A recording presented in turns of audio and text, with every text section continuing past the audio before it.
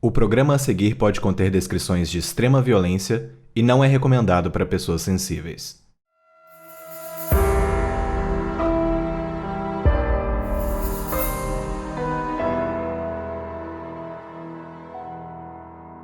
Eu sou a Mabê. E eu sou a Carol Moreira. Nos anos 20, o Brasil acompanhou o caso de um criminoso nunca visto antes. Ele tinha crescido pobre nas ruas e, de início, cometia furtos e aplicava pequenos golpes. Mas em algum momento, ele começou a se enxergar como um profeta e precisava cumprir missões em nome do seu Deus.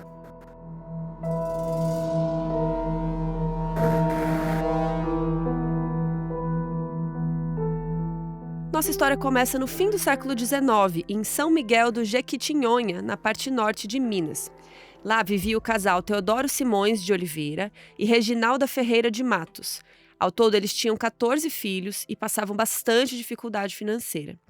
O caso hoje é sobre um desses filhos, um menino chamado Febrônio. A gente não sabe o nome real dele, provavelmente o nome dele era Febrônio Ferreira de Matos. Ele teria nascido em 1895, então sempre que a gente falar aqui, essa idade dele, será levado em consideração esse ano, porque a gente não tem um registro oficial em cartório, também outros tempos. E foi isso. O Febrônio cresceu num ambiente familiar bem turbulento, no qual a violência doméstica era comum. O Teodoro, o pai, trabalhava como lavrador e açougueiro e ele usava quase todo o dinheiro que ganhava com bebida. Ele era alcoolista severo.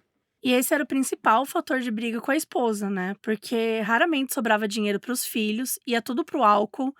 E, gente, eram 14 filhos, Eles precisavam dividir roupa. Sempre que a Reginalda pedia dinheiro para alguma necessidade básica, o Teodoro negava e eles discutiam. E sem falar, que depois de beber ele ficava muito violento. Então o Febrônio passou a infância vendo o pai agredir a mãe inúmeras vezes. Quando ele tinha por volta de 12 anos, ele fugiu de casa. Ele não aguentava mais. Ele passou 2 anos vivendo em diferentes cidades de Minas. Trabalhou como copeiro e como engraxate. Foi nesse período que ele teve acesso a algum tipo de escolarização, até por conta do trabalho, que ele tinha. E aí conseguiu se alfabetizar. Em 1909, aos 14 anos, o Febrônio foi para o Rio de Janeiro, em busca de uma vida melhor. Mas a realidade era bem diferente. Ele era um jovem negro, pobre, bem magro, e que não tinha lugar nem para dormir. Ele passava muito tempo na rua, porque ele ainda não tinha arranjado um emprego e tal.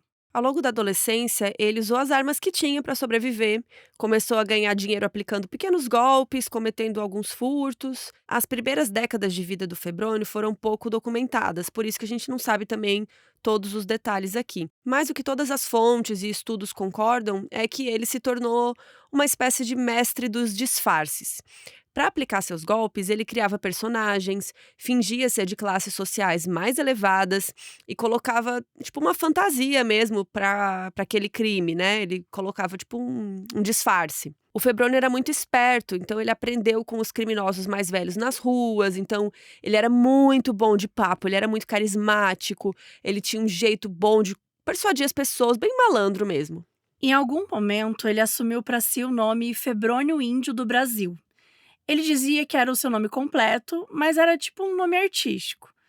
No início da vida adulta, ele se tornou figurinha carimbada na polícia carioca. A estimativa é que a partir de 1914, quando ele tinha ali os seus 19 anos, e ao longo da década seguinte, ele teria sido preso mais de 30 vezes.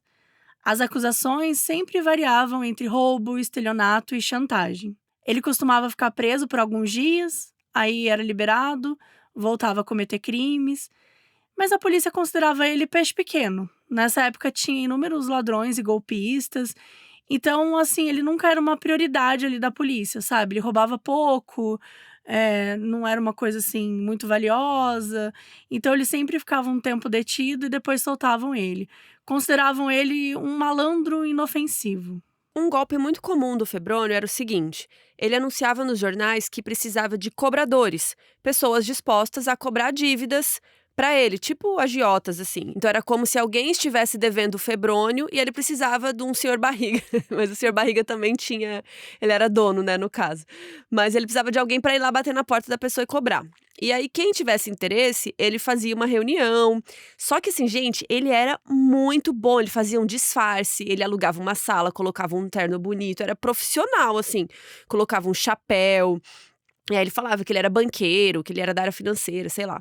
E aí as pessoas iam lá, né, procurando trabalho, iam na reunião, e ele propunha o seguinte, que ele tinha várias duplicatas para serem cobradas, e no mercado contábil, duplicata significa um título de crédito emitido por uma empresa. E é referente a alguma venda, então, assim, uma venda que o prazo ainda não está estabelecido, mas a cobrança vai ser enviada depois para o cliente, né? Então, é tipo um boleto, né? Meu pai fala muito de duplicata até hoje. Meu fala, tá cheio de duplicata, não sei o quê. O famoso boleto, assim, vamos dizer. Então ele dizia que tinha dezenas de duplicatas para serem levadas para vários clientes para eles pagarem. Duplicatas que variavam entre 200 a 800 mil réis. Vocês já devem ter notado, se não notaram, notem agora. Aqui no Modus, a gente costuma usar o salário mínimo da época para a gente ter uma comparação, né, de quanto era aquele dinheiro e tal. Só que, nessa época, não existia salário mínimo, minha gente. É muito tempo atrás, gente. Ó, aí o que a gente teve que fazer? O salário mínimo só foi implementado pelo Vargas 20 anos depois disso aqui, em 1940. E um salário mínimo de 20 anos depois era 240 mil réis. Então, nos anos 20, 200 mil réis valiam mais ainda. Então, era mais do que um salário mínimo, né? Era uma graninha pra receber ali, É uma grana boa. Então, pensa, 800 mil réis, né? Uma duplicata desse valor, Sim. era bem alto. E aí o Febrônio falava que ele ia dar 25% do valor para cada duplicata que o cobrador conseguisse fazer com que o cliente pagasse. Então, por exemplo, a pessoa que queria ser cobrador, ela ia ganhar essa grana aí, esses 25%, tipo uma comissãozinha. Mas ele queria que cada cobrador depositasse com ele 50% do valor de cada duplicata, como uma garantia, né, de que não vai tentar dar um golpe nele. Então, assim, não ia cobrar o dinheiro do cliente e sumir no mundo. Que ele tava ali tentando, né, confiar ali na pessoa, era o que ele… E olha como ele era manipulador, ele fazia parecer que era ele que tava com medo de levar golpe. Então assim, ó, tipo, Carol, eu preciso que você me ajude a cobrar, você vai ganhar 25% disso, mas assim, quem me garante que você não vai fugir com esse dinheiro? Sim, Então, então ó, já me paga, já né? me paga aí os 50% desse valor. Então é isso, ele tinha uma excelente oratória, ele convencia qualquer um no papo, ele era muito articulado. A gente sabe, né, gente? A pessoa que sabe dar o golpe, ela tem uma lábia, ela tem um jeito de falar. Tudo é feito… Parece certo, né? Parece que tá certo, tudo… exatamente. Aí você vê uma pessoa de terno, sabe? Preocupado de levar um golpe. Não parece ser né, uma coisa que você vai cair. Acabava que muita gente nem aceitava essa função porque eles não tinham essa grana para deixar de garantia. Mas quem tinha, super topava, assim, era bem bom. E aí, depois, o Febrônio sumia no mundo, né? Era tudo um grande golpe, as duplicatas eram todas forjadas, os devedores não existiam e os endereços eram todos falsos. Aí ele sumia com esse dinheiro de garantia lá dos cobradores, e aí quando os lesados descobriam e iam atrás, eles não tinham nem sinal do escritório, da firma, tipo… Meu, ele pegou sei lá, uma salinha alugada, um rolê aleatória. assim. E, de novo, a gente tá falando de 1900 e pouco, né, gente? Então, assim, não era muito fácil você descobrir, né? Ir atrás de informações das pessoas e tal. Mas, além dessa personalidade criminosa, existia um outro lado bem complexo no Febrônio. Um lado que ninguém tinha acesso. No início da vida adulta, ele passou a ter delírios religiosos. Tudo começou por volta de 1920, quando ele tinha uns 25 anos. Num dos períodos que ele estava preso, ele passou bastante tempo lendo a Bíblia. E foi nessa época que ele começou a ter visões bem realistas. O Febrônio via uma mulher branca e loira, que na concepção dele era um anjo. E essa figura angelical dava missões para ele relacionadas a Deus. Ela dizia que o Febrônio tinha a tarefa de mostrar para o mundo que Deus não estava morto, que ele estava vivo e estava lutando contra as forças do mal. E esse anjo falava de Deus, assim como tinha um nome, né? Era Deus vivo, o imã da vida. E foi assim que o Febrônio passou a chamar também. Nas suas visões, esse anjo dizia que o Febrônio, né, tinha sido escolhido para ajudar nessa missão de combater o demônio. Então, o Febrônio, ele era uma espécie de profeta, um filho da luz. Então, quando ele saiu da prisão, ele tatuou bem no peito assim a frase: "Eis o filho da luz". A gente até deixou essa imagem lá no nosso site, modusoperandipodcast.com. A gente sempre deixa fotos, vídeos e conteúdos extras de todos os episódios, então fica aí o convite para você entrar lá no site e ver que dá bastante trabalho, tá? E é isso. E ele não parava por aí, porque o Febrônio também recebeu uma missão desse anjo. Ele tinha que tatuar 10 meninos com letras que passassem essa mensagem religiosa. As letras eram D, C, V, X, V, I, que significavam Deus, caridade, virtude, santidade, vida, ímã da vida. Ele próprio tatuou algumas dessas letras bem grandes no abdômen. O tronco dele também ficou todo tatuado. Segundo esse anjo, o Febrônio tinha que tatuar esses outros 10 jovens, custe o que custasse, mesmo que fosse à força.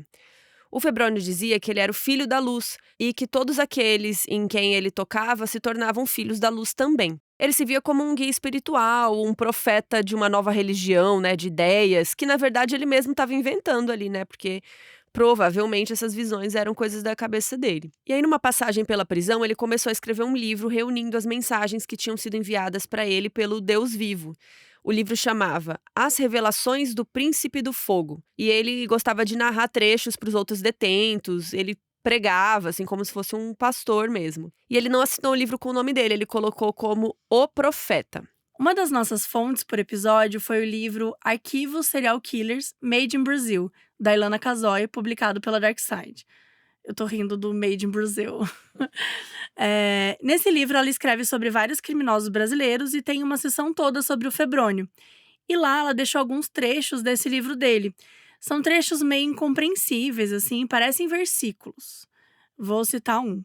Buscou entre os homens mais infelizes o menino insignificante de valor tão precioso, menino das magias antigas, qual o ente encarnado, o mistério da igreja do que a ti ensinou a voz da morte a vida profetizar. Tem alguns trechos com erros gramaticais, de concordância, e até vale citar, gente, por exemplo, o mistério da igreja, o mistério está escrito com Y, mas esse não é um erro, porque na época escrevia mesmo mistério com Y, enfim, né? A língua, ela é viva e ela vai mudando aos poucos, mas como a gente tá falando de algo que aconteceu há mais de 100 anos atrás, então a língua era outra também. O livro da Ilana tem alguns outros trechos, então a gente super recomenda ler. Vale muito a pena, esse livro é muito bom. Enfim, na Ilana Casoy. Mas esse trecho específico, ele é interpretado com um teor de testemunho, assim, de como Deus escolheu ele para ser o profeta, né? Escolheu um menino pobre, marginal, como sendo o portador da verdade. E que ele ia cumprir essa missão, custe o que custasse.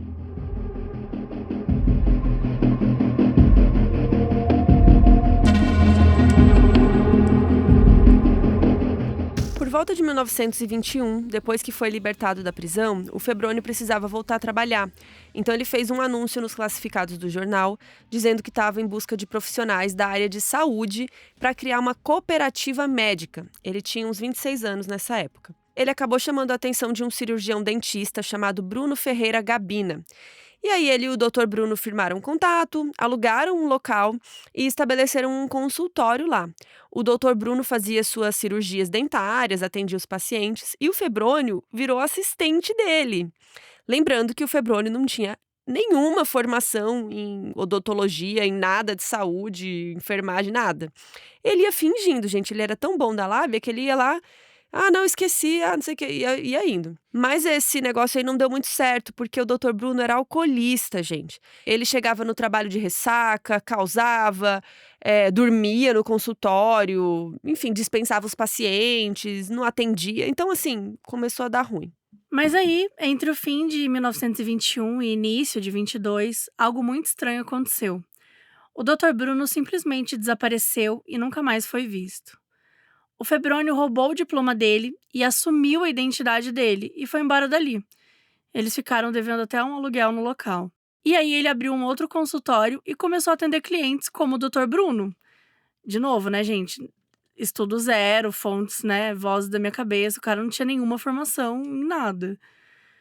Até hoje, mais de um século depois, o paradeiro do Dr. Bruno é um mistério. Ninguém sabe o que aconteceu com ele. Muita gente acha que o Febrônio matou ele e sumiu com o corpo, né? Mas não tem prova nenhuma. Mas, gente, o cara desaparece. De repente, ele tá usando o nome do cara em outro lugar, né? Então, esquisitíssimo. Parece que ele sabe que ele não vai voltar, né? Exato. E nisso, o Febrônio ficou usando o nome dele por anos, tá? E assim, se já é assustador pensar que ele fazia cirurgias dentárias sem ter formação, é pior ainda saber que, né, ele tinha todos esses requintes aí de crueldade. Qualquer dor mínima de dente, o Febrônio recomendava extração. E aí ele não extraía um dente não, ele extraía 3. Ele dizia que se um dente sadio entrasse em contato com um dente podre, acabava apodrecendo também, gente. Então ele começava a pregar para os pacientes, dizia que era a mesma lógica de que quando um indivíduo bom interage com um perverso, daí se torna perverso também. Então, se tinha um dente doendo, ele tirava os 2 dentes ao redor daquele dente, gente. E claro que não só isso, mas ele não sabia operar, não sabia fazer nada disso. Então, as pessoas tinham infecções, procedimentos que eram mal feitos, ficavam Gente, surreal, doentes. surreal. Horrível. É muito perigoso, né? Meu, como ele conseguiu, sabe? Tipo, você fingir que sabe extrair, que tem essa capacidade. Tipo, eu acho muito É chocante. chocante. É chocante. E claro que isso acabou uma hora chamando a atenção de órgãos responsáveis, porque as pessoas começaram a denunciar a clínica. E aí viram que tinha um cara lá agindo como dentista ilegalmente, ameaçaram na justiça, falaram que ele seria preso.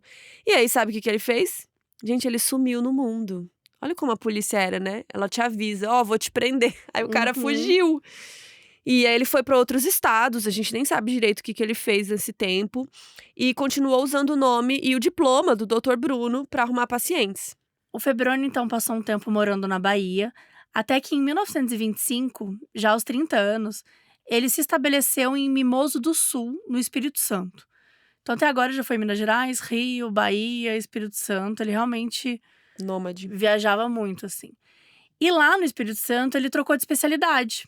Ele se tornou médico ginecologista e continuou a atender pessoas sem ter o mínimo conhecimento na área e usando um novo nome falso. Que perigo, né? Ele atendia mulheres e ele saía mandando os pacientes fazerem isso, aquilo, prescrevia medicamentos aleatórios.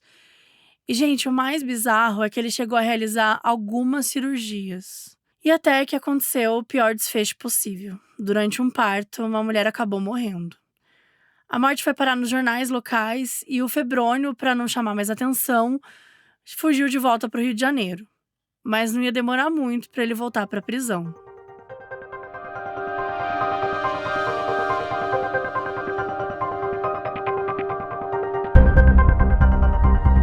Em 1926, ele foi morar numa pensão no centro do Rio e voltou a aplicar pequenos golpes para ganhar dinheiro. Ele fazia muito isso lá na região do Pão de Açúcar.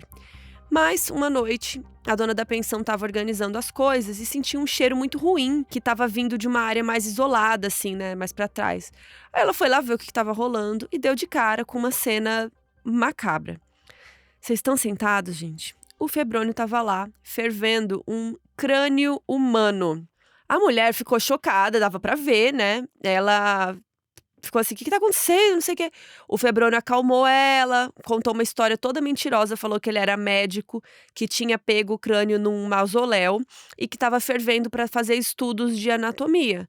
Só que, mesmo assim, a dona da pensão achou que estava muito estranho e chamou a polícia. Aí o Febrônio foi levado para a delegacia, foi interrogado pelos detetives e ele contou a mesma história. Ele falou que o crânio era importante para um estudo lá que ele estava fazendo, mas que estava fedendo muito. Daí, para não incomodar ninguém com aquele cheiro, né, ele estava fervendo numa infusão de cal virgem com sabão grosso, para tirar o cheiro, né, ficar mais limpo, não sei o quê. Cada linha dessa história parece que é mentira o que a gente tá falando. Mas é isso. Essa é a história do Febrônio. O delegado perguntou onde que ele conseguiu o crânio. E ele falou que foi no cemitério, que ele pegou um que estava livre lá, solto. E, gente, o Febrônio, ele era bem articulado, sabe? Os policiais ficaram chocados, porque ele falava com naturalidade. Ele explicava aquilo como se ele estivesse falando, sei lá, sobre que ele pegou uma pedra, entendeu? Ele pensava rápido, ele conseguia ficar no controle da situação. O que perguntava, ele já tinha uma resposta. Então, ele era muito safo.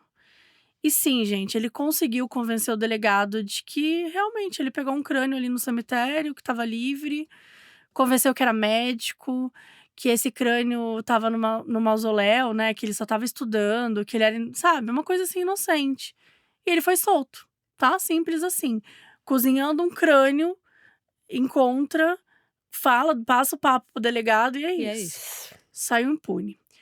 Se eles fossem nos arquivos e vissem o nome Febrônio, eles iam achar 1000 prisões anteriores, mas ele também usava nomes falsos. Até hoje, muita gente acha que esse crânio era do dentista, o Dr. Bruno.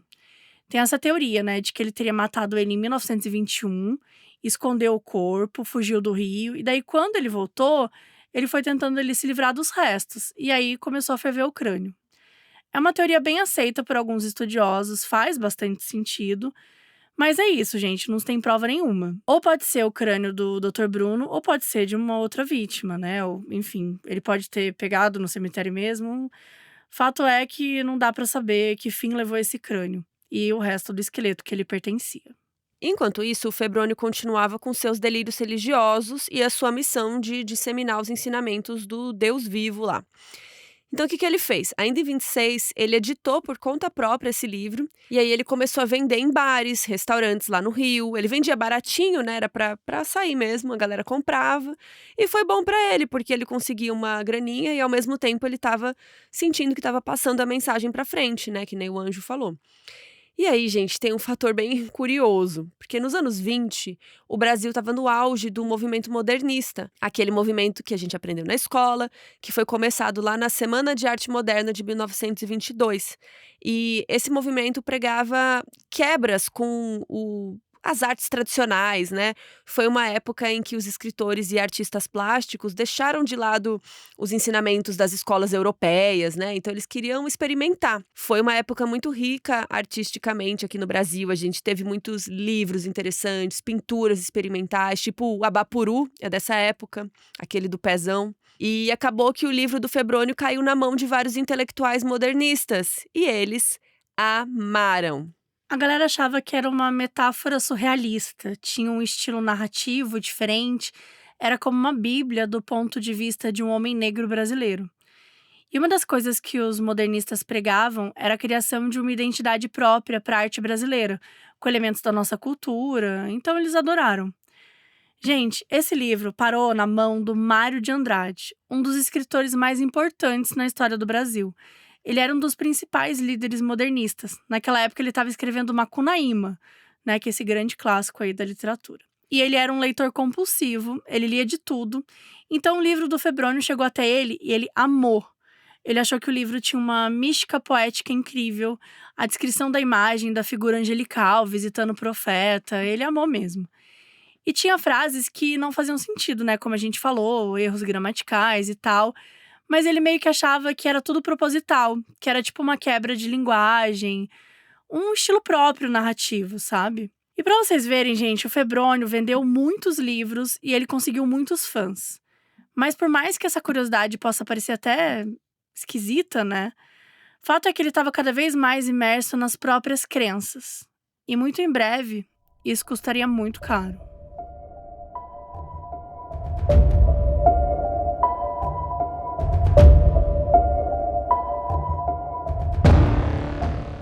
Era o dia 21 de fevereiro de 27. O Febrônio já tinha por volta de 32 anos e ele foi flagrado cometendo um novo crime. Igualmente ruim, como todos os outros, mas com certeza bem mais incomum. Lá no Rio tem o Morro do Corcovado, que é o morro que fica o Cristo Redentor, e é uma área enorme, tem uma mata, tem gente que até faz trilha, né? Mas o fato é que bem lá na floresta do Corcovado, o Febrônio foi flagrado fazendo algo perturbador. Tinha uma criança, um menino, amarrado numa árvore, assistindo o Febrônio, que estava completamente nu e com o corpo todo pintado de amarelo. O Febrônio estava se mexendo, assim, parecia que ele estava dançando ou fazendo algum ritual, sabe? Ele foi preso em flagrante.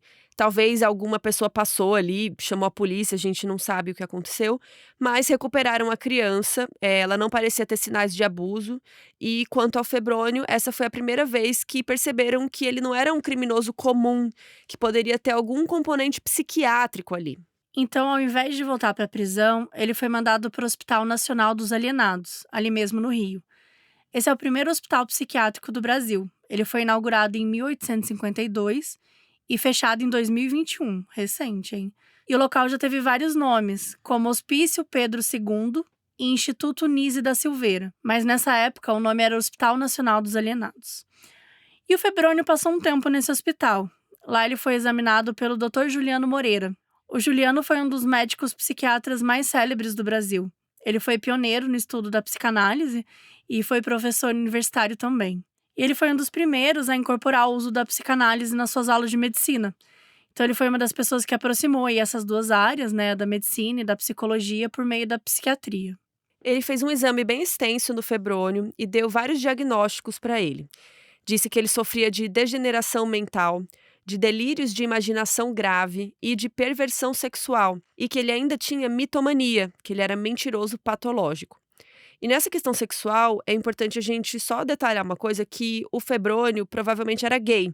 Ele tinha interesse pelo sexo masculino.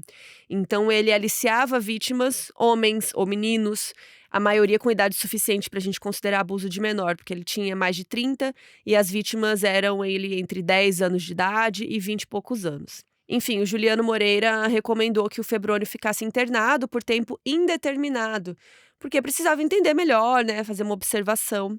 Mas adivinha, gente, o Febrônio fez o que ele fazia de melhor. Ele fugiu.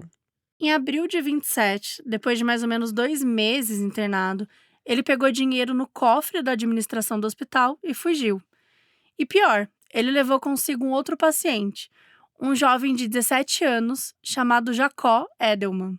O Febrônio mentiu para o Jacó que ele era dentista e prometeu uma vaga de assistente no consultório odontológico.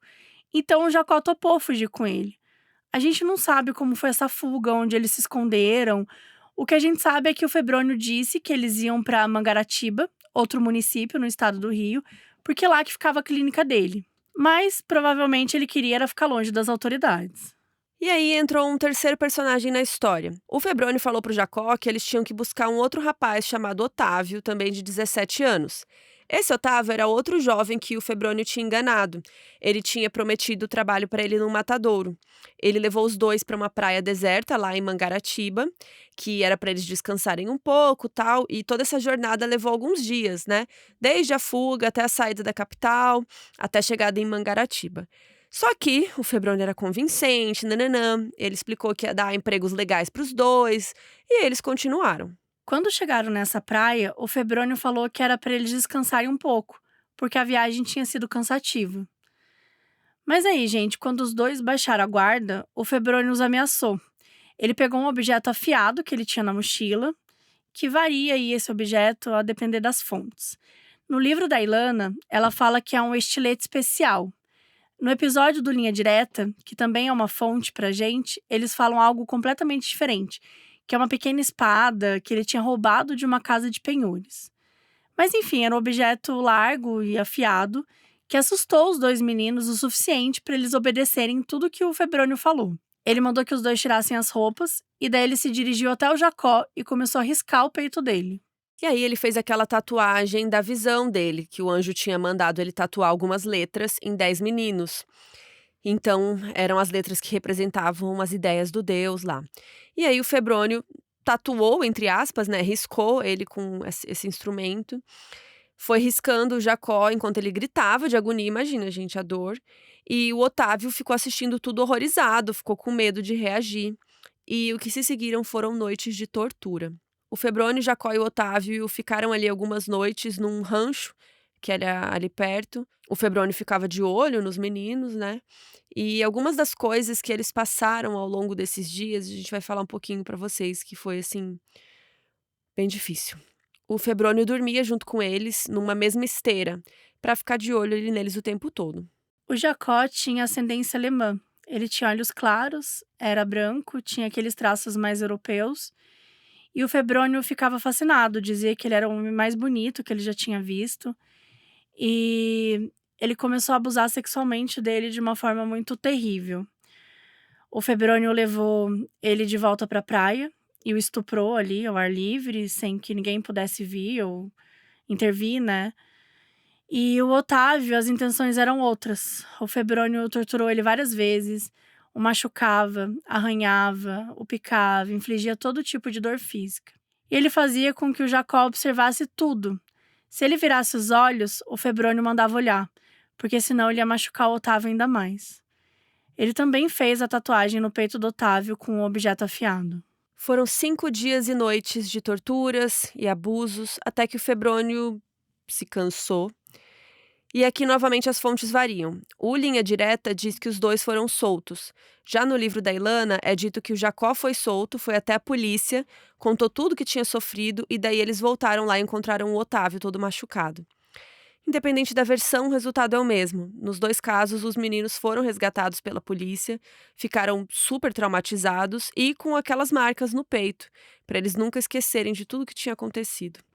E em todo caso, o paradeiro do Febrônio também era o mesmo. Ele tinha fugido de novo e ainda faria mais vítimas.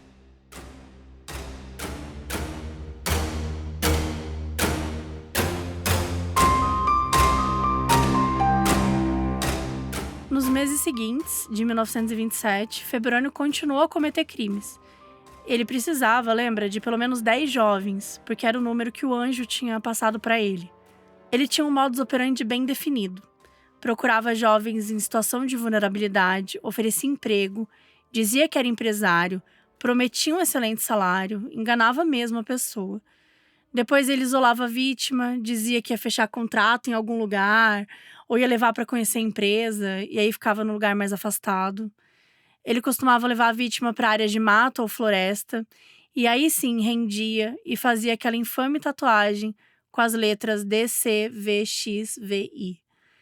Ele não tinha cuidado nenhum, usava sempre um objeto pontiagudo, podia ser com agulhas, com uma faca mesmo, que ele tivesse na mão. Em muitos dos casos, ele também abusava sexualmente das vítimas. Não se tem um número exato de quantas vítimas ele fez. O que a gente sabe são algumas. Uma delas era um jovem de 18 anos, o Manuel Alves. Eles se conheceram na Gávea, no Rio. E o Febrônio prometeu um emprego, levou para a mata e o abusou. O jovem conseguiu fugir, se internou num hospital e contou para a polícia que tinha sido atacado por um maluco com uma faca. Outra vítima foi um rapaz de 16 anos chamado Joaquim. O Febrônio tinha abordado a mãe e o irmão dele de 14 anos, oferecido trabalho para o menino. Só que aí depois o Joaquim apareceu e aí o Febrônio pediu para trocar, que ele queria o mais velho. Então ele levou o Joaquim para uma área isolada e o tatuou com agulhas. Ele segurou o pescoço do Joaquim com a mão esquerda e tatuava com a mão direita. O Joaquim tentou reagir, tentou fugir, mas aí o Febrônio ameaçava. Por exemplo, ele falou que ia arrancar os olhos dele. E aí o menino foi ficando mais quieto. Foi só depois, quando o Febrônio estava mais distraído, que o Joaquim conseguiu sair correndo, né, e fugiu. Tudo isso em meados de 27, né, ali entre maio e agosto. Na época, o Febrônio estava vivendo num hotel em Petrópolis e de lá ele ficava indo para outros municípios do Rio, incluindo a capital, para fazer novas vítimas. Lá em Petrópolis, ele usava o nome falso do Dr. Bruno ainda, do dentista. Ele chegou até a atender algumas pessoas lá. Teve uma mulher que teve 4 dentes extraídos por ele, porque ele disse que estavam todos infectados. No dia 13 de agosto de 27, tudo mudou. O Febrônio estava com seus 32 anos e naquele dia ele se vestiu de motorista de ônibus e viajou para o Rio, em busca de novas vítimas. Quando estava no percurso, ele foi tomado por pensamentos negativos, ficou pensando em tirar a própria vida. Ele sentia que não merecia mais viver, que não havia mais sentido no que estava fazendo e que tinha chegado a hora de prestar conta com os tribunais divinos. Assim que ele chegou no Rio, ele ficou vagando pelas ruas da cidade, meio sem rumo, sabe? Ele estava procurando vítimas, mas também estava bem reflexivo. E aí ele estava ali no bairro de Jacarepaguá, ele viu um enterro acontecendo e resolveu participar. Ele ficou ali acompanhando como se ele fosse conhecido do falecido. E ele se aproximou de um outro cara que também estava ali no funeral, pediu ajuda, falou que precisava chegar num lugar chamado Pedra do Jacaré, ou Lagoa do Jacaré, que ficava na Ilha do Ribeiro, que era ali perto de Jacarepaguá. Como era perto, o cara aceitou levá-lo até lá para mostrar onde era. E assim que chegaram, era um bosque e o Febrônio começou a delirar. Ele falou que aquele lugar era o Jardim do Éden, que era lindo, que coisas importantes aconteceriam ali. E o cara que levou ele, né, ficou sem entender nada. O Febrônio disse que estava querendo montar uma empresa de ônibus ali no bairro e que estava em busca de um lugar espaçoso para construir uma garagem e que estava feliz porque achava que podia ser ali. Ele até ofereceu um emprego pro cara, mas ele recusou, disse que tinha que voltar para a roça e tal. Imagina, né, gente? Ele não tinha ideia do que ele estava escapando. Mas o Febrônio, de fato, tinha adorado aquele lugar e estava disposto a fazer novas vítimas ali. E ele continuou em Jacarepaguá naquele dia, caçando possíveis vítimas, né, onde ele encontrasse, até que ele achou uma casa, viu um menino, uma criança, brincando do lado de fora. O Febrônio se aproximou, começou a brincar com o menino, conversar com ele, sondar se tinha algum adulto em casa. O garoto falou que o pai estava trabalhando na lavoura, mas que o tio Alamiro estava em casa. Foi aí que o Febrônio pediu para chamar esse tal Alamiro e se apresentou. Era um jovem de 20 anos, bem na faixa etária ali das vítimas dele. Aí ele se apresentou, disse que trabalhava numa empresa de ônibus ali perto, que estava oferecendo emprego, precisava de alguém para cobrir uma vaga com certa urgência. E o salário seria ótimo, de R$300 mil por mês. E o Alamiro super amou, ficou bem empolgado com a oportunidade. Naquela noite, o Febrônio jantou na casa da família, mas aí chegou o Antônio José, que era pai do menino, né, cunhado do Alamiro. E quando soube da história, ele ficou desconfiado, ele achou o Febrônio meio estranho. Perguntou que função era essa, que o Alamiro tinha problema na perna, que não ia dar para ele dirigir o ônibus todo dia. Aí o Febrônio já mudou a história, falou não, que ele ia ser vigia do depósito de material, que aí era de boa e tal. E aí, depois do jantar, o Febrônio falou que ele e o Alamiro precisavam ir embora logo, porque queria apresentar ele para o chefe da empresa. E o Antônio José estava achando muito estranha essa história. Era sábado à noite, então que urgência era aquela de apresentar o cara sábado à noite para o chefe, né? Não tem lógica. E ele achou que o Febrônio estava com alguma intenção ruim. Só que aí ele explicou que a vaga precisava ser preenchida logo, porque estavam fazendo busca, porque tinha que assinar um documento, aqueles papo dele. E o Alamiro decidiu ir com ele sim, mesmo com a desconfiança do cunhado. Então os dois foram embora, mas eles não foram para empresa nenhuma, né? Sim para dar um rolê pelo Rio de Janeiro. O Alamiro era jovem, inocente, ele não via maldade no Febrônio. E aí o Febrônio se aproveitou disso, né? Para deixar ele deslumbrado, mostrar que agora ele ia ter um bom salário, uma vida mais divertida. Ele levou o Alamiro para uma sessão de cinema, depois foram para um bar, ficaram bebendo até 3 da manhã. Quando finalmente voltaram para a região ali da Ilha do Ribeiro, o Febrônio guiou o Alamiro até aquele bosque que ele tinha descoberto, fingindo que era o caminho. E aí o Febrônio sugeriu que era melhor eles pernoitarem ali, porque estava muito tarde, né? E que amanhã ele levava o Alamiro para casa, e ele concordou. Eles fizeram uma fogueira, né, e ficaram conversando por lá. Até que na hora de dormir, o Febrônio disse para os dois tirarem as roupas para elas não sujarem. E foi aí, quando o Alamiro estava distraído, tirando as roupas, que o Febrônio o atacou. A intenção dele era abusá-lo sexualmente para depois fazer as marcas no corpo. Só que o Alamiro não se rendeu, ele começou a brigar de volta e os dois lutaram ali por alguns minutos, ficaram se atracando. Ele era mais forte que o Febrônio, mas o Febrônio já estava mais acostumado, né? Era mais ágil. Então teve uma hora que o Febrônio conseguiu se desviar e agarrou o Alamiro pelo pescoço. Foi aí que o Febrônio pegou um cipó e enforcou o Alamiro por um tempão. Ele tentou lutar bastante, mas ele não conseguia mais respirar. E depois de se debater muito, ele acabou caindo morto no chão. E agora, pela primeira vez, confirmadamente, o Febrônio tinha cometido um assassinato. Mas não seria a última vez. Ele fugiu da cena do crime e deixou sua vítima no chão, ainda com o cipó em volta do pescoço.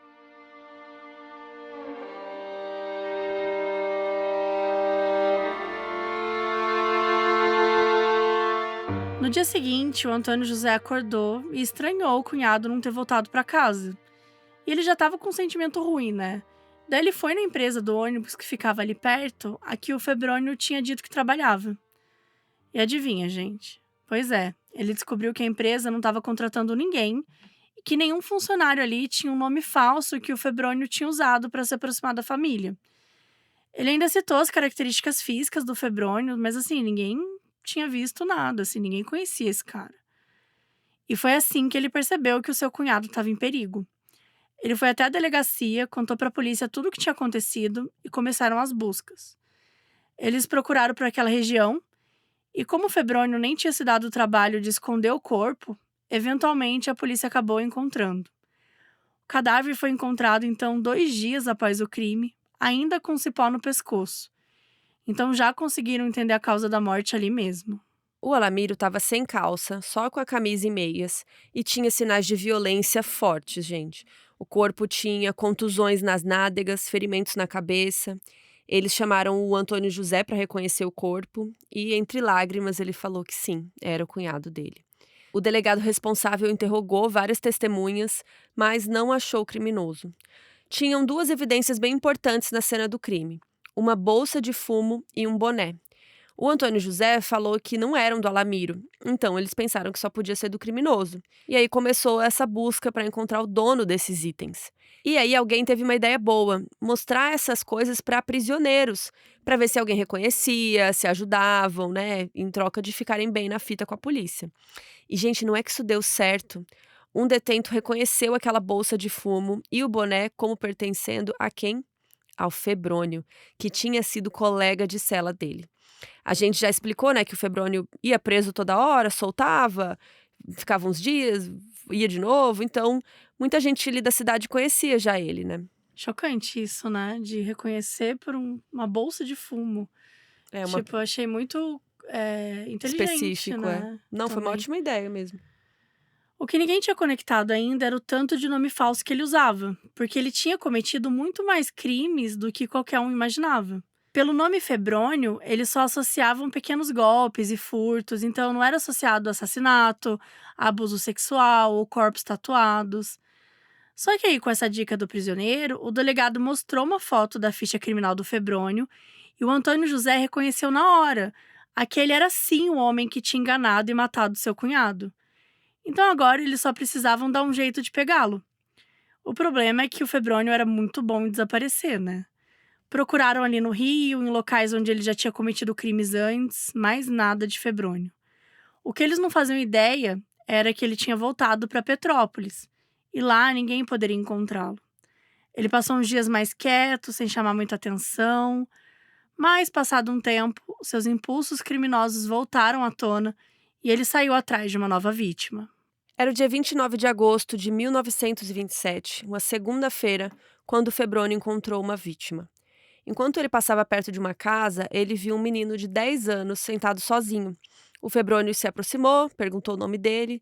Era João Ferreira, mas todo mundo chamava ele de João Joca. Ele ofereceu um doce para o menino e ficou ali batendo papo com ele, falaram de futebol, não sei o quê. O João Joca falou que o seu sonho era virar jogador profissional. E foi aí que o Febrônio começou a manipulação. Ele ofereceu um emprego para o João Joca, como copeiro na casa de um coronel do exército. E o Genjoca, tipo, mas trabalho, né? Tipo, eu tenho 10 anos, tal. Não precisava, não saberia trabalhar. Mas o Febrônio falou que com esse salário, o João Joca ia poder comprar bola de futebol, uma roupa melhor pra ele jogar, uma meia, uma chuteira, não sei o quê. E o menino ficou empolgado, né? Ele foi dentro da casa, chamou a mãe para ir lá para fora, e aí o Febrônio se apresentou para ela, né, com o nome de José Matos. Falou que era agenciador para um coronel do exército que estava em busca de um novo copeiro. Ele falou lá o salário e a mãe até disse que era um bom valor, mas que o filho deles era muito novo, que não ia conseguir cumprir a função. Mas o Febrônio foi levando ela no papo, ela ficou mexida, né, porque a família realmente precisava de dinheiro. E daí ela falou para eles irem numa oficina ali perto, onde o pai do João Joca trabalhava, que era para pedir permissão para ele. Se ele deixasse, então tudo ok. Daí o Febrônio foi lá na oficina, mentiu pro pai do menino, explicou que queria contratá-lo, que a mãe já tinha concordado, e o pai achou de bom tom também. Foi assim que o Febrônio foi embora com o pequeno João Joca. Os dois passaram horas passeando ali pelo Rio, foram em várias ruas, praças, até chegar no bairro de Santa Teresa. O que o Febrônio tinha dito para o João Joca é que eles estavam se divertindo, tendo uma tarde legal, mas na verdade ele estava cansando o menino. E foi aí que ele fez uma proposta. Se o João Joca deixasse ele tatuá-lo, em troca o Febrônio compraria um terno para ele. O João Joca achou aquilo meio estranho, ficou com medo de doer e falou que não queria, né, ser tatuado, tava de boa. Mas o Febrônio foi falando, nananã, falou que era só uma picadinha, não sei o que lá, até que o João Joca concordou. Os dois se embrenharam num mato lá, que já era noite, e o Febrônio tatuou as letras lá, as mesmas letras no menino. Ele usou agulha, linha e uma tinta vermelha. E o João Joca chorou de dor. Imagina, gente, para adulto já dói uma tatuagem num lugar normal. Sim. Imagine numa criança sem menor condição sanitária, com um negócio assim, olha, no peito. Ai, tadinho. Sim. Aí depois da tatuagem, o Febrônio falou que ia levar ele de volta para casa. Pegaram um bonde e desceram numa rua lá. Mas não foi para casa que o Febrônio levou. Não, eles foram pro bosque da Ilha do Ribeiro, aquele mesmo lugar que o Febrônio tinha matado a outra vítima, o Alamiro. E aí vocês já sabem, né? Era de noite, o João Joca não estava enxergando direito, foi pego desprevenido. O Febrônio atacou o menino, agarrou pelo pescoço e o estrangulou até a morte. Depois, ele tirou toda a roupa do João Joca, colocou tudo numa trouxa bem apertada e jogou bem longe do corpo. Ele não abusou sexualmente do João Joca, mas deixou o corpo despido ali, como se não fosse nada. E então, o Febrônio Índio do Brasil sumiu da noite, agora com mais uma morte nas mãos.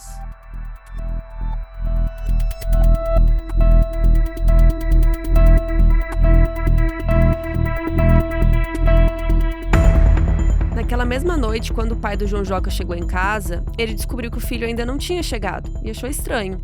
Ele e a esposa compararam as histórias e aí foi que perceberam que eles tinham sido enganados, que o filho deles tinha sido sequestrado.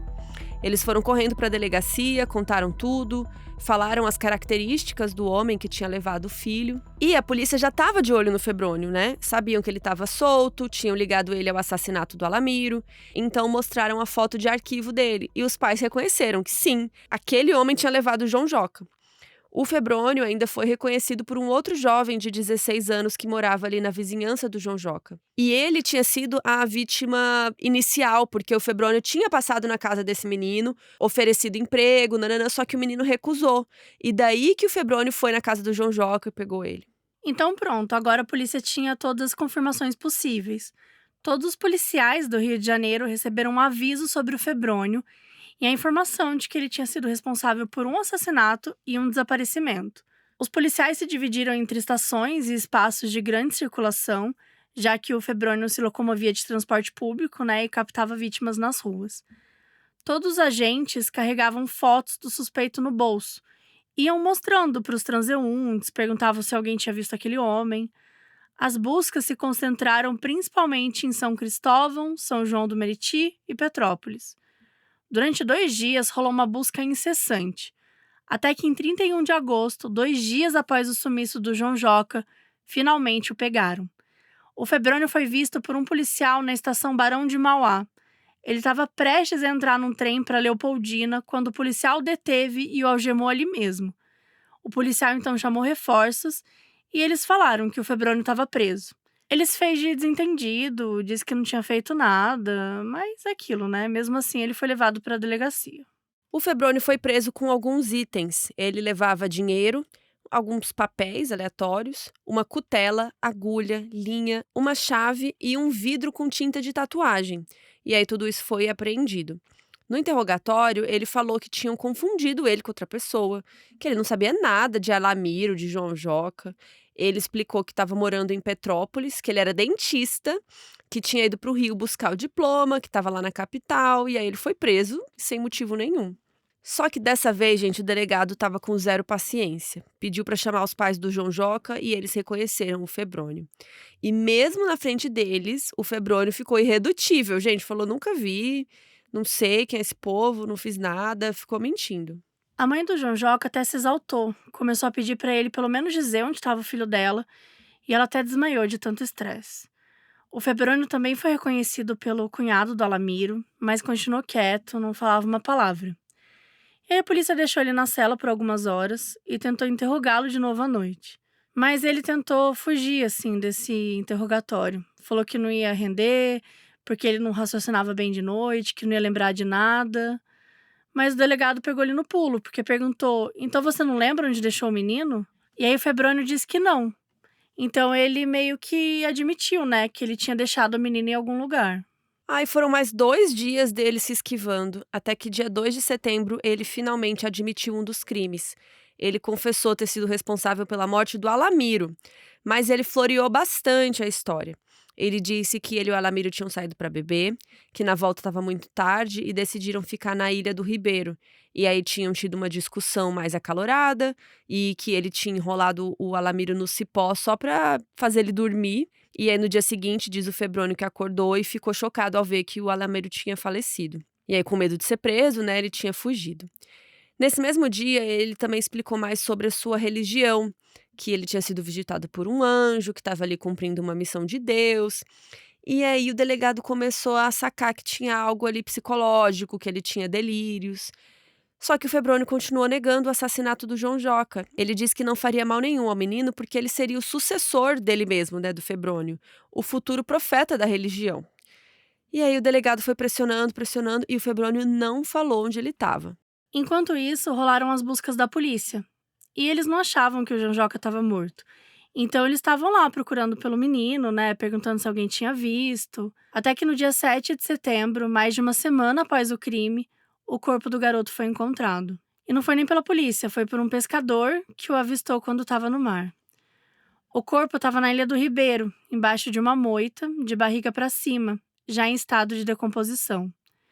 O pescador avisou a polícia, eles correram para lá e confirmaram que era mesmo João Joca. O cadáver estava a apenas 300 metros de distância de onde o corpo do Alamiro tinha sido encontrado. Eles chamaram o pai do João Joca para reconhecer o corpo, e sim, infelizmente, ele constatou que era mesmo seu filho. Agora, com essa evidência nova, né, com o corpo encontrado, o delegado interrogou o Febrônio uma última vez e ele finalmente admitiu ter assassinado o João Joca também. Ele diz ter feito aquilo a mando do seu Deus vivo, que era a justificativa dele para tudo. O caso do Febrônio tomou conta do Brasil, gente. Não se falava em outra coisa nessa época, principalmente lá no Rio de Janeiro. Foi um choque muito grande, não só pela quantidade de vítimas, né, que apareceram dando relatos, mas porque tem toda essa parte dos delírios, né? Então a polícia foi descobrindo aí ao longo das semanas tudo que a gente contou aqui já hoje. Apareceram pacientes que tiveram dentes extraídos, policiais de outras delegacias que tinha negócio lá do crânio, vítimas que foram tatuadas. Gente, foi um caos, começou a aparecer um monte de gente. E todos os jornais tiveram um aumento de vendas na época, porque era muita gente interessada nesse assunto, querendo saber, né, o que estava acontecendo com essa história. A polícia também deixou a mídia se aproximar do caso. Eles fizeram um interrogatório aberto para a imprensa, no qual vários repórteres observaram as perguntas. Eram as primeiras décadas do século XX, né? O jornalismo ainda estava se modernizando no Brasil. Então, o Febrônio foi um dos primeiros assassinos do país a receber uma cobertura detalhada a nível nacional. Era um choque ler sobre suas visões, sobre o Deus vivo, sobre as tatuagens. Era algo muito estranho para a massa brasileira.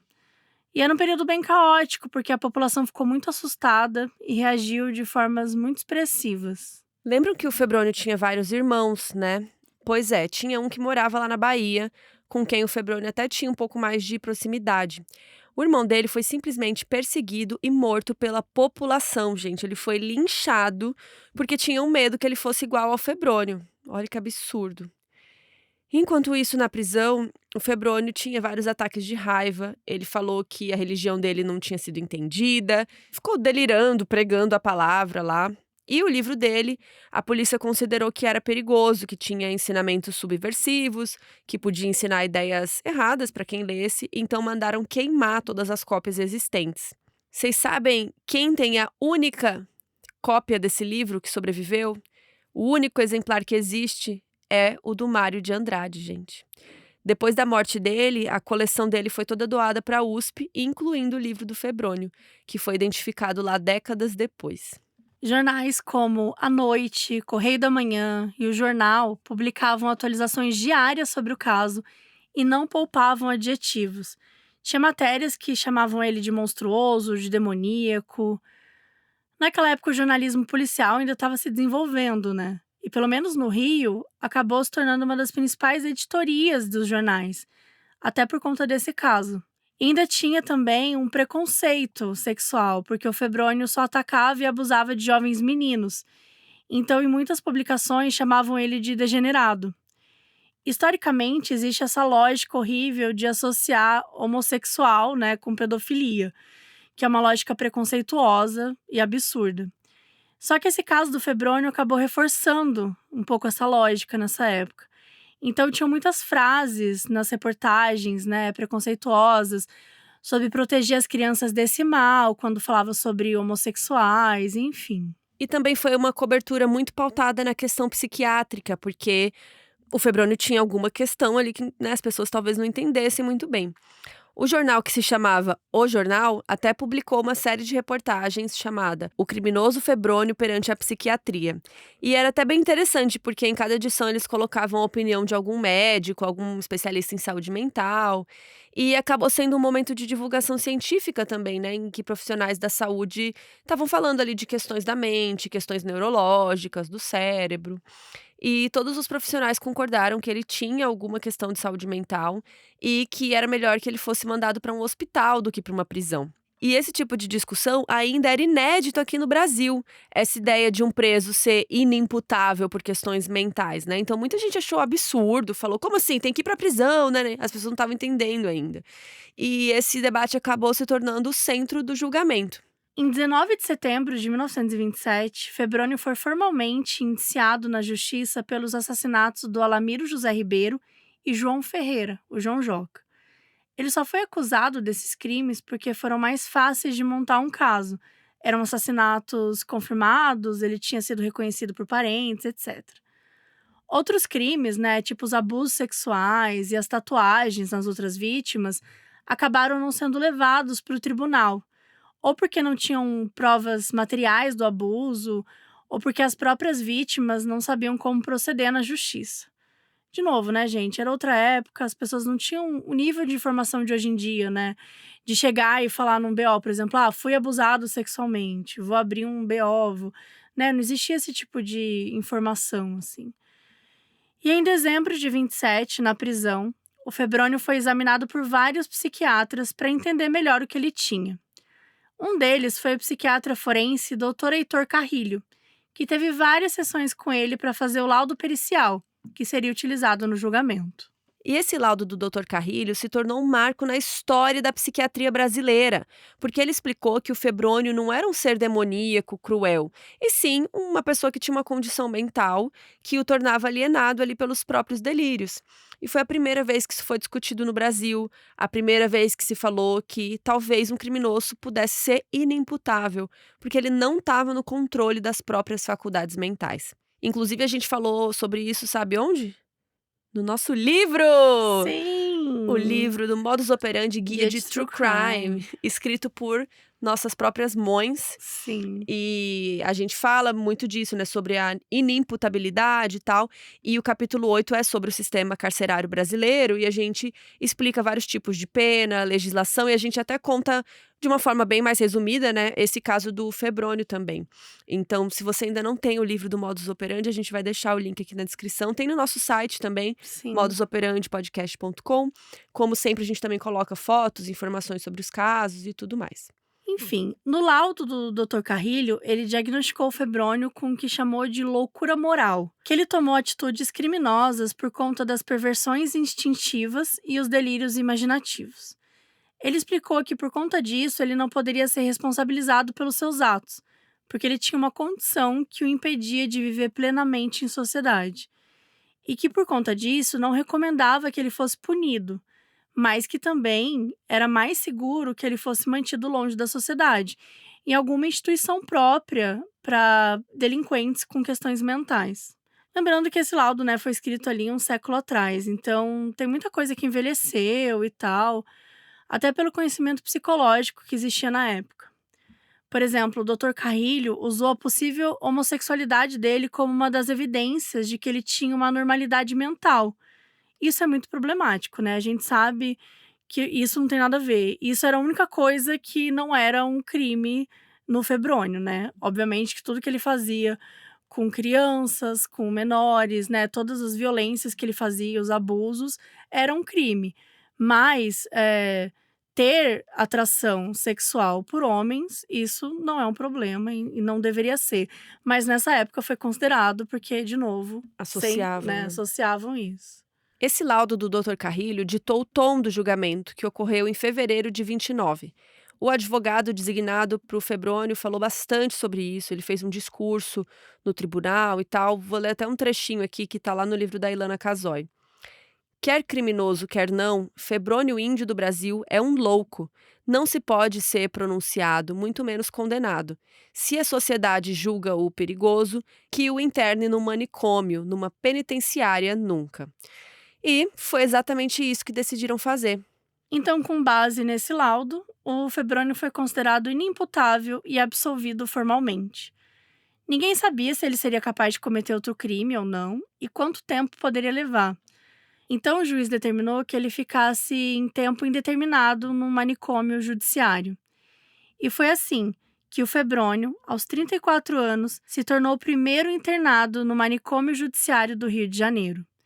Ele foi literalmente o prisioneiro 01, o primeiro de muitos, tanto que o Dr. Carrilho, anos depois, o chamou de relíquia do manicômio.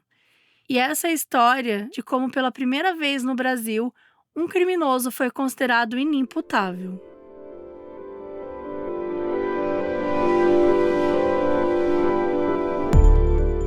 Lá no manicômio, a vida do Febrônio era relativamente tranquila, porque ele era o único interno também, né? Não tinha ninguém para interagir, não tinha ninguém para brigar. Aos poucos foram chegando mais pessoas, mas sempre era muito assim vazio, né? Muito controlado. O Dr. Carrilho, que fez o laudo, foi nomeado o primeiro diretor do manicômio. Então ele acompanhava o dia a dia do Febrônio. E a rotina dele era uma mistura de isolamento prisional com internação psiquiátrica. Então ele tinha horários para acordar, se alimentar, fazer sua higiene, tudo bem no estilo de prisão, assim, né? De horários e tal. Horário de banho de sol. A diferença é que ele também tinha acompanhamento psiquiátrico frequente, fosse com o Dr. Carrilho ou com outros profissionais. Ele tinha sessões de terapia, e aí ali ele falava também sobre suas crenças religiosas, sua sexualidade, falava dos crimes. E ele batia muito na tecla que ele tinha uma missão para esse Deus vivo ali, que ele tinha que ser profeta desse Deus. E tudo estava indo bem até o dia 8 de fevereiro de 1935. Nessa época, ele já com seus 40 anos e internado há mais de 5. E bom, a rotina ali era bem regrada, né? Então ele reconhecia os padrões de horários, as trocas de guardas, e nisso ele decidiu planejar uma fuga. Ele preparou uma corda improvisada bem longa, amarrando lençóis uns nos outros. Depois ele pegou alças de balde e criou um gancho improvisado e grudou na extremidade da corda. Ele fez isso escondido ao longo dos dias, e quando chegou no dia 8 de fevereiro, ele colocou o plano em ação. No amanhecer, os funcionários do turno matutino estavam chegando. Então, alguns guardas estavam indo embora, outros estavam distraídos, né, conversando com os colegas.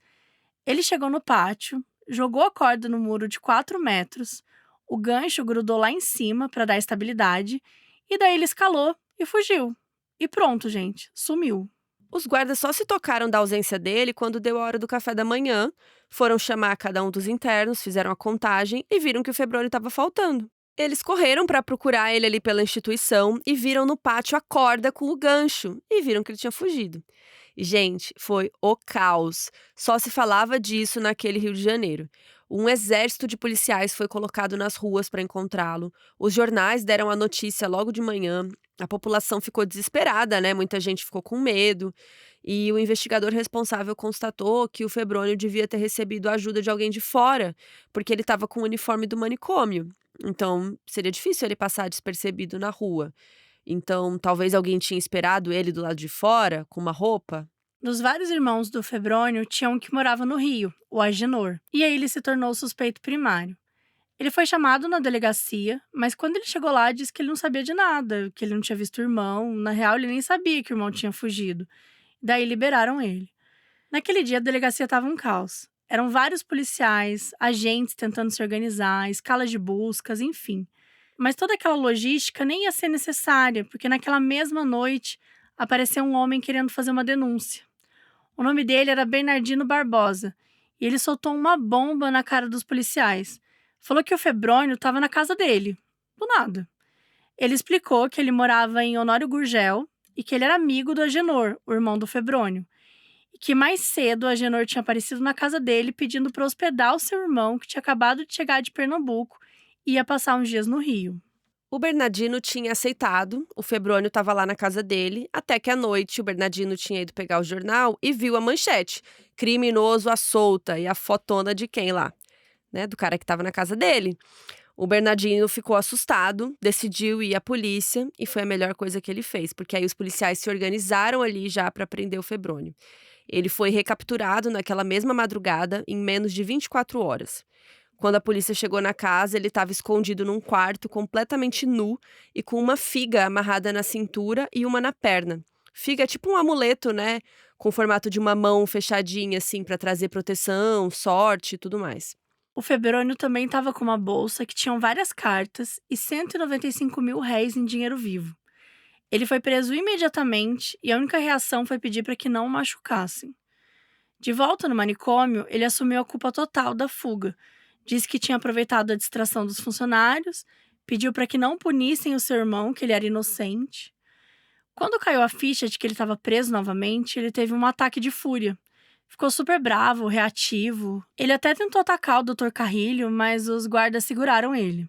Essa foi a última vez que o Febrônio colocou medo na sociedade, porque depois disso ele continuou internado e nunca mais arriscou uma fuga. Décadas se passaram e o nome do Febrônio era até usado em marchinhas de carnaval como sinônimo de algo monstruoso. Era muito comum pais falarem para os filhos: cuidado que o Febrônio vai te pegar, tipo o homem do saco, sabe essas coisas?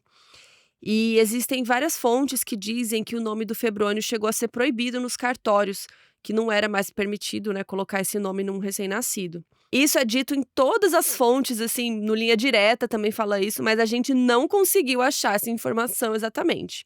No site da Globo também fala que o nome dele foi proibido, não sei o quê, especialmente no Rio de Janeiro, que na época era o Distrito Federal, né? Mas, enfim.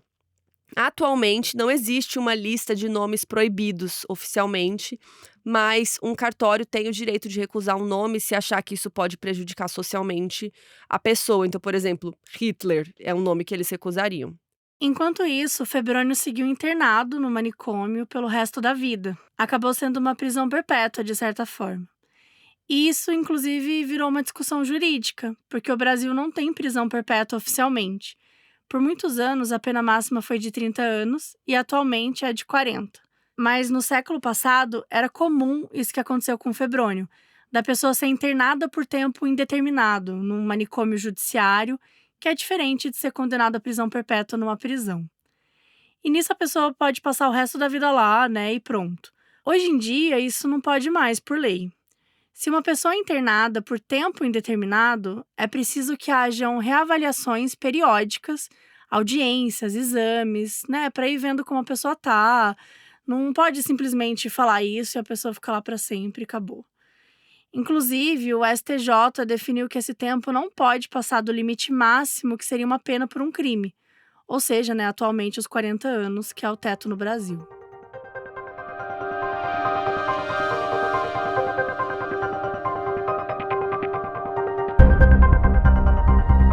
Ao todo, o Febrônio passou 57 anos internado, e é dito que no fim da vida, já aos 80, o estado dele era de total degradação física e mental. Ele tinha um semblante frágil, ficava bastante na dele, era um cara calmo.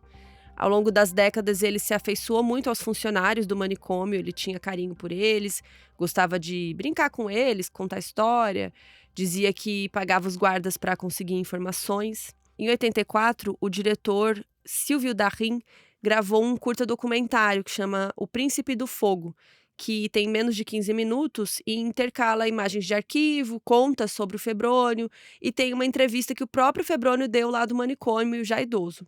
E mostra ele bem debilitado, respondendo as perguntas. Ele continuou dizendo que era um filho da luz, que era representante da sua religião. Também diz que tinha diploma em odontologia, que era formado, que a gente já disse aqui que é mentira, né? Ele mostrou a tatuagem dele, disse que era mentira que ele tinha tatuado esses jovens. Ele não se aprofundou muito nesse assunto, meio que desviou. A gente deixou o curta linkado lá no site, então tá completo no YouTube e assiste que vale bastante a pena. Pouco tempo após a entrevista, o Febrônio faleceu. Ele morreu em 27 de agosto de 1984, aos 89 anos. Ele foi enterrado no cemitério São Francisco Xavier, lá no Rio. E a morte dele acarretou uma notícia bem interessante. O estado do Rio de Janeiro se recusou a pagar o sepultamento dele, então ele seria enterrado como indigente. Ele só recebeu um sepultamento tradicional porque os médicos e funcionários do manicômio se juntaram para arcar com esses custos. O caso Febrônio é até hoje amplamente estudado e discutido em várias esferas. Legal, já que o julgamento dele foi pioneiro em várias questões. Psiquiátrico, o laudo do Dr. Carrilho se tornou um documento importantíssimo. e comunicacional, por conta da cobertura da época. Já faz um século que ele foi preso, o Brasil mudou muito nesse período. Hoje em dia, ele já não teria passado a vida internado. Teve também a reforma psiquiátrica, que acabou com os manicômios do jeito como eram. Hoje em dia, né, são instituições psiquiátricas, nem fala mais manicômio, funcionam por outras lógicas. Mas, de todo modo, é um caso que marcou a época e que nos coloca em contato com temas muito difíceis, de doenças mentais aos primeiros entendimentos sobre criminosos notórios aqui no Brasil.